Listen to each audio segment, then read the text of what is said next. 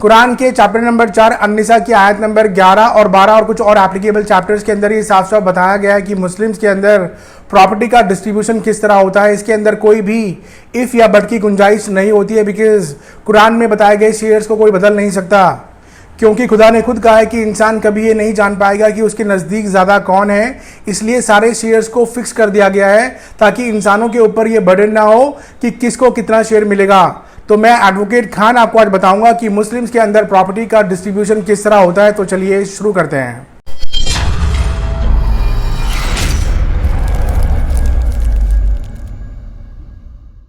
Pace legal consultants में आपका स्वागत है। किसी इंसान के मरने के बाद सबसे पहले उसकी प्रॉपर्टी में से उसका दफनाने का खर्चा और अगर कोई देनदारी है तो वो देनी होती है। उसके बाद अगर मरने वाले इंसान की कोई वसीयत या विल है तो वसीयत का शेयर देने के बाद ही बची हुई प्रॉपर्टी का बंटवारा होता है।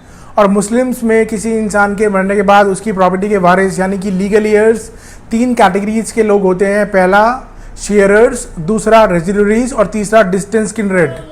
सबसे पहले हम बात करते हैं शेयरर्स के बारे में। इसके अंदर टोटल 12 लोग होते हैं, 8 फीमेल और 4 मेल, और इनका शेयर एकदम फिक्स है। मगर इसके अंदर कुछ कंडीशंस होती हैं, जैसे कि जो लोग एलिजिबल हैं सिर्फ उन्हीं को शेयर मिलेगा और किसी के होने या किसी के ना होने से इनके शेयर में बदलाव हो जाएगा। कुछ लोग कंप्लीटली ब्लॉक या बाहर भी हो जाएंगे, यानी कि उनको प्रॉपर्टी में से कोई भी शेयर नहीं मिलेगा, और कुछ लोग रेजिडुअरीज की कैटेगरी में शिफ्ट हो जाएंगे। अब हम बात करते हैं कि शेयरर्स की कैटेगरी के अंदर 12 लोग कौन कौन होते हैं। तो इसमें होते हैं number 1 true grandfather, number 2 true grandmother, number 3 mother, number 4 father, number 5 husband, number 6 wife, number 7 daughter, number 8 sons daughter, number 9 full sister, number 10 uterine brother, number 11 uterine sister, number 12 consanguine sister. अब हम बात करते हैं रेजिडुअरीज के बारे में। इसके अंदर शेयरर्स का शेयर्स देने के बाद ही रेजिडुअरीज को प्रॉपर्टी में से हिस्सा मिलता है, और इसके अंदर टोटल 19 लोगों की पोजीशन होती है। और पहली पोजीशन पे होता है बेटा, और अगर बेटी भी है तो वो भी जॉइंटली बेटे के साथ ही पहली पोजीशन शेयर करेगी। तो अगर मरने वाले इंसान का बेटा है या बेटा और बेटी दोनों हैं तो उस केस में बचे हुए 18 लीगल ईयर्स को प्रॉपर्टी में से कोई भी शेयर नहीं मिलेगा। और अगर सेकंड पोजीशन वाले लीगल ईयर्स भी नहीं है तो फिर थर्ड वालों को मिलेगा, और अगर थर्ड वाले लीगल ईयर्स भी नहीं है तो फोर्थ वाले को। तो इसी तरह ये जंप करता है डिसेंडिंग ऑर्डर में। अब हम बात करते हैं तीसरी कैटेगरी के लीगल ईयर के बारे में, जो है डिस्टेंट किंडरेड। ये होते हैं दूर के रिश्तेदार मरने वाले के। इनका कहीं ना कहीं मरने वाले इंसान से ब्लड रिलेशन होता है। हालांकि यहाँ तक कभी बात पहुँचती नहीं है, मगर कभी पहुँचेगी तो इनको भी शेयर मिलेगा।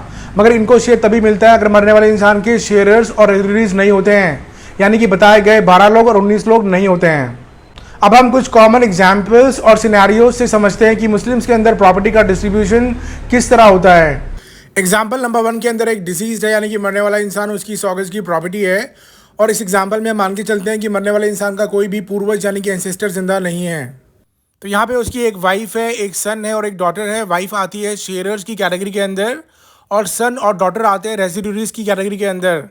और यहाँ पे सन की होने की वजह से जितने भी लीगल ईयर्स है वो ऑटोमेटिकली ब्लॉक हो जाएंगे, यानी कि उनको प्रॉपर्टी में से कोई भी शेयर नहीं मिलेगा। यहाँ पे वाइफ का जो शेयर है वो एकदम फिक्स होगा 1/8 यानी कि 12.5%, यानी कि 100 गज की प्रॉपर्टी में से वाइफ को 12.5 गज की प्रॉपर्टी मिलेगी।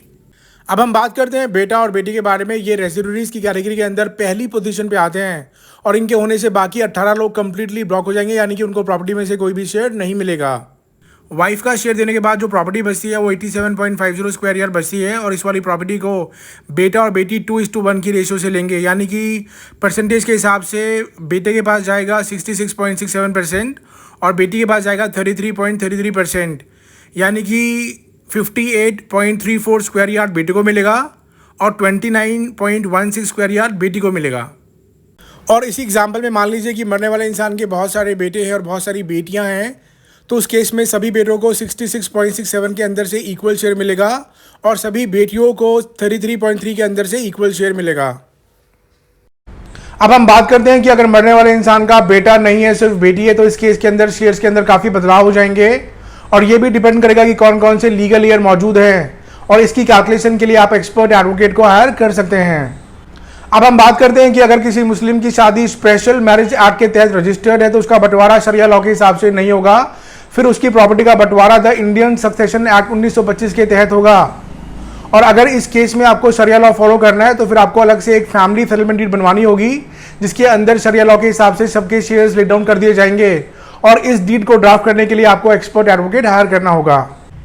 अब हम बात करते हैं कि अगर आप एक मुस्लिम है और आपको अपनी प्रॉपर्टी में से कोई भी शेयर नहीं मिला है और लाख मांगने के बावजूद भी आपके लीगल एयर्स आपको प्रॉपर्टी में से शेयर्स देने के लिए रेडी नहीं है और आपने उनके फेवर में कोई गिफ्ट या रिलिंक्विशमेंट डीड भी नहीं करी है, तो उस केस में आपको एक्सपर्ट एडवोकेट हायर करना होगा जो कंसर्न कोर्ट में सूट फॉर पार्टीशन और पोजीशन फाइल कर देगा ताकि लीगली आपको अपना हिस्सा मिल जाए। तो आज के लिए बस इतना ही। होपफुली आपको आज का वीडियो बेहद पसंद आया होगा और आपको इन्फॉर्मेशन मिल गई होगी कि मुस्लिम्स के अंदर प्रॉपर्टी का बंटवारा किस तरह होता है। किसी भी लीगल इन्फॉर्मेशन के लिए आप हमें कभी भी कॉल या व्हाट्सएप कर सकते हैं। हमारा नंबर है 8826484040 या आप हमारी वेबसाइट pacelegalconsultants.com पर भी लॉगिन कर सकते हैं या कमेंट करके अपना कोई भी क्वेश्चन पूछ सकते हैं। आप इस वीडियो को सब्सक्राइब, लाइक और शेयर जरूर कीजिए। हम इसी तरह आपकी लीगल नॉलेज बढ़ाते रहेंगे। आप सभी का बहुत बहुत शुक्रिया। Thank you, bye bye, take care.